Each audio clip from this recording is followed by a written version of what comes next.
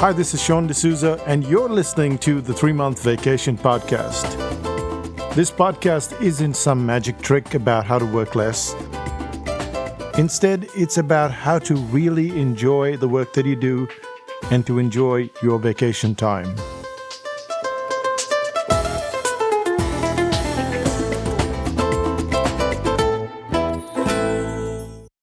Hi, it's Sean D'Souza. It's 5 p.m. here in Auckland, and you're listening to the 3-Month Vacation.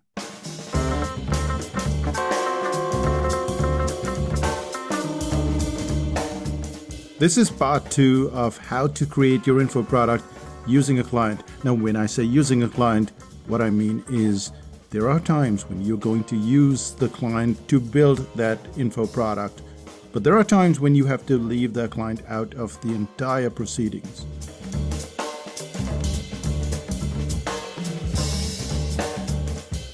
In the last episode, we looked at the factor of when to leave them out and when to get them in. So if you haven't listened to the last one, then you might want to listen to that one. If not, you can just jump in and start with this one itself. So this episode is part 2, and it's about how to use the target profile to create versions and satellite products. Now, you might not be very familiar with what this concept of versions and satellite products are all about. But that's what I'm going to do. That's what I'm going to explain to you, how to create these satellite products, these versions of your product. And in today's episode, we'll look at how to use the target profile to create versions.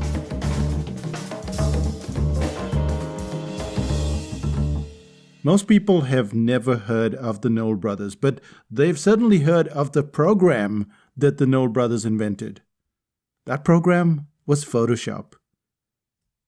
Photoshop was developed initially in 1987 by Thomas and John Knoll, and it wasn't the sophisticated program like the modern version. Back then, it wasn't even called Photoshop. It was named Image Pro. It was only when the Knoll brothers decided to sell the program in 1988 that they changed that name to Photoshop. It's not much of a story. No one was really interested in the program, except for Adobe.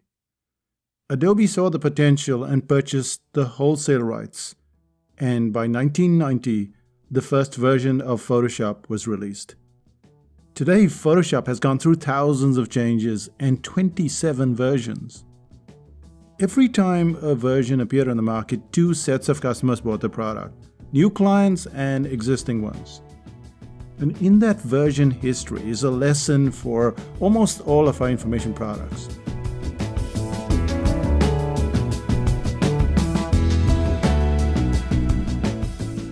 Now, if you were to say, who builds Photoshop? Well, obviously the programmers build Photoshop. But then you have to ask another question. Who comes up with the endless suggestions for the improvement of the program? And a large portion comes from the users themselves.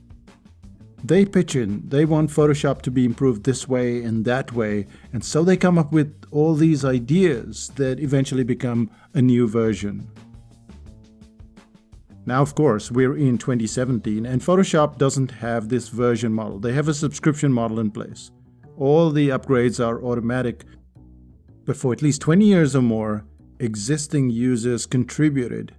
They contributed to the information that will make up the new Photoshop. A similar concept can be used to sell your own info products. You can use the version model. Now, it's not common in the information products world to think of books or videos or courses as they do in the software world.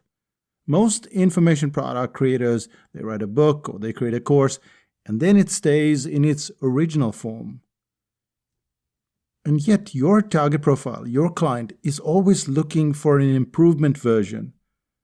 At Psychotactics, we have created newer versions of info products as often as we possibly can. As you're probably aware, the article writing course is new in version 2.0. So is the first 50 words course, and the brain audit, which is our main product that clients have to buy before they really get into Psychotactics. It was released back in 2002. And since then, we've had version after version after version of the brain audit. Bear in mind that not all courses, not all info products need constant revision. But instead of simply dashing off into creating yet another information product, you might want to stop and look at versions. You might want to take a look at how versions will help you sell info products to an existing as well as a new audience.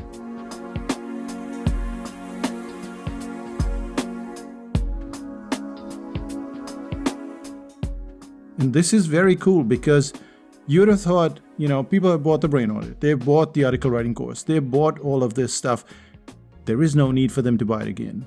But versions, that's what Photoshop teaches us. It teaches us that people will continue to buy the existing product if you can upgrade that product. See, what you're creating is a market which technically should be dead.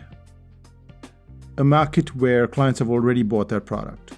They would not buy that product again. But when you create versions, something magical happens. You get existing users and new users. Listening to the target profile can also help you create more in-depth versions of your product. Take the article writing course, for instance. It's an extremely comprehensive course. Clients love it. They really do.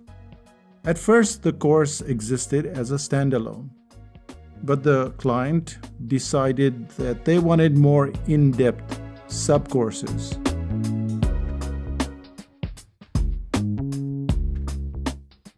So what do I mean by this? When we look at a topic like headline writing, that is already covered in the article writing course. But now we have a separate 8-week headline course. The opening of the article is another example. We call it the first 50 words. That is also part of the article writing course. But now it is also a separate 8-week intensive course. So what you're learning from this article writing example is that even when you have what seems to be a complete info product, clients are still willing to buy in-depth versions of those products. To make this clearer, let's break up the article writing course. Let's break it up into components so you can see what are those components. And we won't do all the components, we'll just do some of the components. So the article writing course has headlines, the first 50 words, connectors, subheads, sandwiching, objections. There are lots of components like that. And they all comprise a single article. That's how your article is constructed. All of these are components of the course itself. But when you look at that list, every component could then possibly become a separate, a more detailed information product, a more detailed information course. Some of them might be shorter, some of them may take fewer pages in the book, but they all have the propensity to break off from the mothership, that mothership being article writing or the article writing course. And therefore, they become satellites of their own. And what clients tend to want is more of the same good stuff that you've been putting out. So if you go into these satellite info products, clients are more than happy to buy into your offering.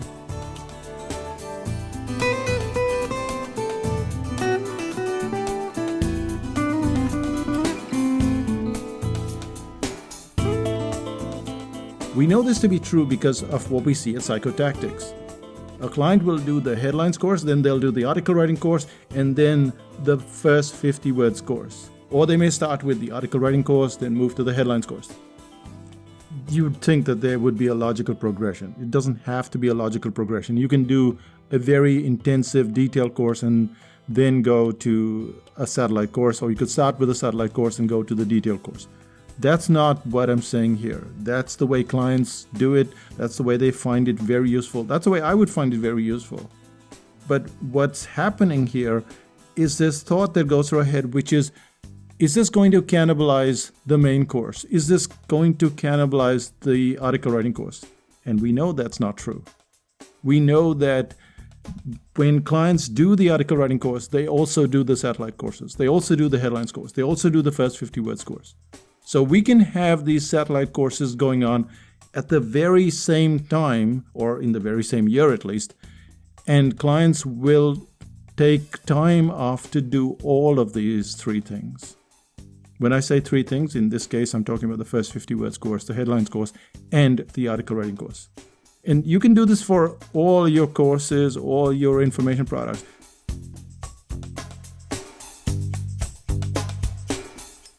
So no, it doesn't cannibalize the main course. And this concept of satellites applies to any sort of information products, whether audio or video or text. And you know this to be true because of the music industry. At some point, we've all bought music in some shape or some form. Some of us may have had the pleasure of buying cassette tapes or CDs or DVDs and then signed up to Spotify or Pandora or Apple. And the fact that we already have access to all the music doesn't stop us from listening to it on the radio. It doesn't stop us from going onto YouTube. If the musician rolls into town, we're likely to pony up anywhere between $100 to $500 for concert tickets. In short, all the versions, all the satellite products, as it were, all that stuff works together. Nothing cannibalizes the other stuff. And your target profile, your client, wants you to create updated or at least deeper content on the very same topic. The target profile, that client, is a great boon for your business.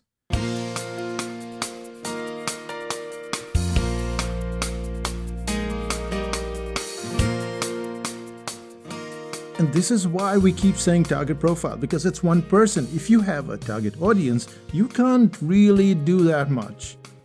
If you have some persona stuff that you've just made up, again, you're just stabbing at the wind, as it were. You don't know what's happening. However, the moment you have a real client in front of you, you're able to do so much more. And that's because a real client complains, a real client gives feedback, a real client buys your information products. Even so, a target profile can be a distraction, as we've learned. We've learned that there are places where the target profile is very useful and at other times you just want them to stay away. And this brings us to the end of this podcast. So let's summarize what we've learned in both the episodes. What have we learned so far?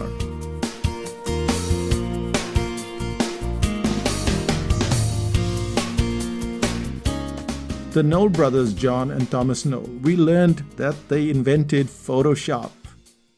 That's cool, isn't it? But besides that very important point, we also learned how to create your information product and why you need to leave the target profile out of it.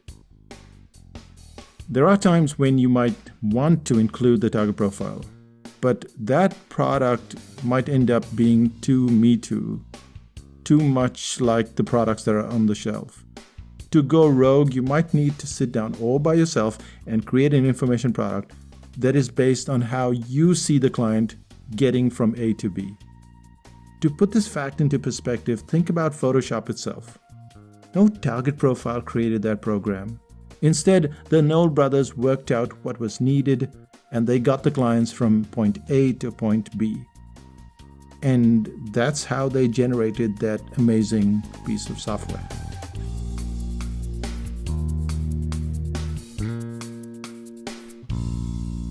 The Photoshop Me Too products are constrained. They're largely constrained by the boundaries of Photoshop itself.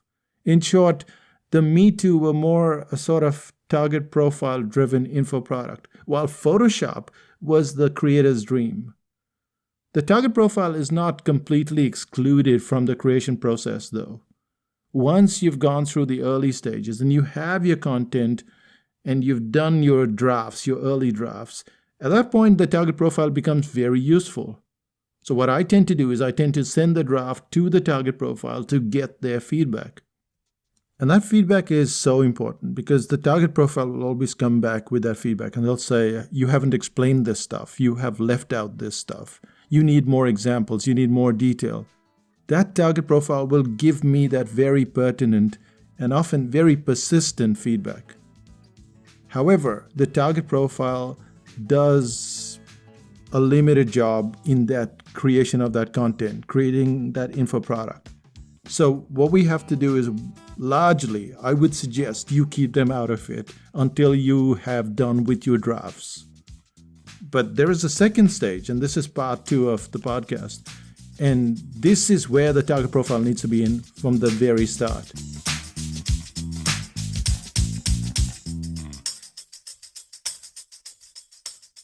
We know that the target profile shouldn't be involved in the early stages of creating the product. The content, that part you don't want the target profile in. However, in the page creation, that's the sales page, or the pre-sale process, that's where the target profile is invaluable. Because you get to know very early what motivates the client. What is the main problem that they're facing? Do you know that? Well, that's what they do. They tell you. Once you have the biggest problem clear, you can then create your sales page and tackle that problem, tackle that issue. The target profile interview becomes so invaluable when you're in the sales or the pre-sale phase. To understand more about how the target profile plays its role, you need to pick up your copy of the Brain Audit. You need to read the chapter on the target profile and do it. Even if you've done it before, do it again. So, two things. The first thing is you want to leave the target profile out when you're creating the content. You want to bring them in when you're creating the sales page. The third thing is the satellite or the versions. And the target profile plays a significant role in the version or satellite product creation.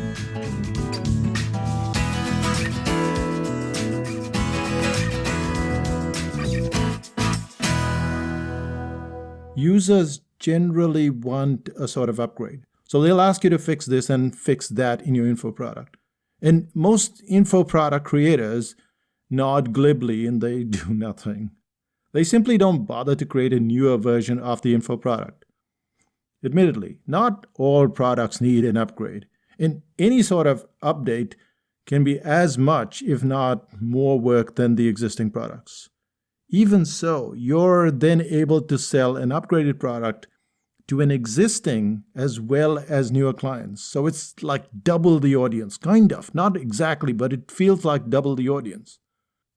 Remember, the existing clients have already bought your product. So when you have that version, it's like they're buying it for the second time. And this is not a con game. They enjoy it. They are finding new depth in the way you've presented it in the next version. Just like you would do with Photoshop. When you bought the new version, you don't think, oh, this is a ripoff. So you get existing clients and you get new clients. The other aspect is the creation of satellite info products. Just because you have a complete and detailed info product, it doesn't mean that clients don't want more detail. This is when you create a satellite info product. The article writing course is a good example. It has satellite courses. And even the Brain Audit has satellite products. So we have products like uniqueness that come from the Brain Audit. We have testimonials that come from the Brain Audit. These are satellite products.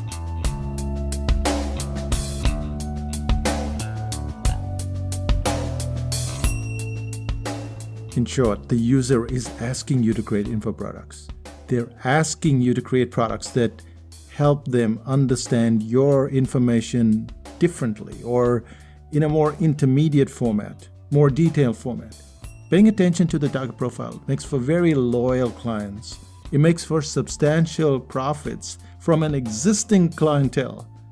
Instead of scrambling all over the place trying to get new clients all the time, you can use this concept of satellites. You can use this concept of versions to run an extremely profitable business.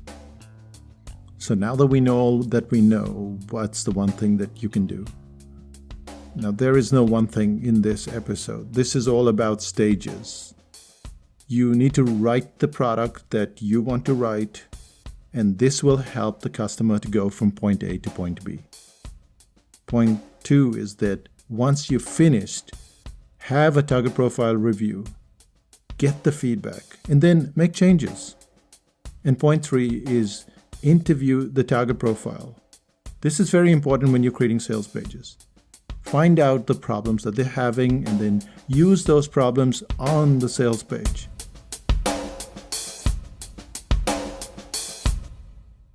And once they tell you what solution they're looking for, they'll often tell you what that solution looks like. You can go through the objections. They will tell you what objections they have. They will tell you how to overcome those objections. They will even give you a dummy testimonial and tell you what it looks like. So you know what the endpoint should look like. risk reversal, uniqueness. The target profile does all that stuff. So you can use it for your sales page. And these are the stages. Then as you get through your info products, you might think, well, we're done. We've already written the brain audit. What is there to be done? Well, we started with version 1, we're version 2, version 3, version 3.2. So that's it. And also the satellite products. And that brings us to the very last in this Rerun series. That's 6 out of 6. And then we go back to our regular programming. As you know, we haven't been on vacation. We've been here the whole time. The article writing course has been in progress, and that's quite demanding. Anyway, let's find out what's happening in psychotactics land. The first thing that's on the agenda is the psychology of starting up, which is probably one of the most crucial things because all of this stuff happens in our brain. We think that we're not good enough, we don't have the right idea, and on the other side, we get all this information telling us that everybody else is doing fine. Everybody else is doubling their income. Everybody else is making $3 million. I have had these conversations. Sometimes I get on calls with friends I know, and they're really struggling. And I know this internally, but the outside talk is a lot of blah, blah. And if you want to hear the real information, how to go about stuff, what is the reality of things, it's not as grim as you think, but there are steps, and they are not any push-button steps. They're like having a kid and then going through the process where the kid grows up, or a tree in your garden where the tree systematically goes through growing up and then giving fruit. And if you're not happy with that, then probably a business is not good for you.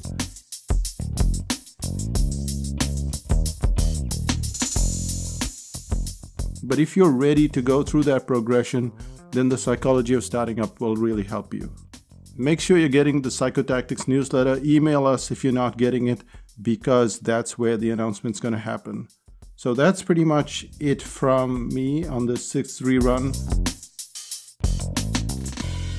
We would like to have you in 5000 BC. So check out 5000 BC, because not only is it a place where you can ask all your questions, get all the answers, but there are other resources. So you want to learn about info products, it's there. If you want to learn about article writing, it's there. All of that stuff is there. Not that you seek more information, but you seek precise information. So when you ask a question, you are then directed to the precise answer. And that's totally different from just having information. Information is like going on YouTube or going on Google and finding everything, and then you don't know what to make sense of. Or you take a few wrong steps and then you get so lost that you don't know how to pull yourself back. In 5000 BC, when you take those wrong steps, you are then shown the way back, you're shown the right information, you're given the right advice. I don't know about you, but I wish I had something like this when I was starting up, because it would have saved me a lot of time and a lot of energy. Go to 5000bc.com. It's a fraction of what you would pay a coach, and yet you get far superior advice. And this is not just me saying it. You'll find out for yourself. So that's it from Psychotactics Land. We'll see you on our regular programming next week onwards. Bye-bye. Oh, if you haven't already left a review on iTunes or Stitcher, please do so. Go to psychotactics.com/iTunes, and there are all the instructions there. Yes, you'll need some instructions. Bye-bye.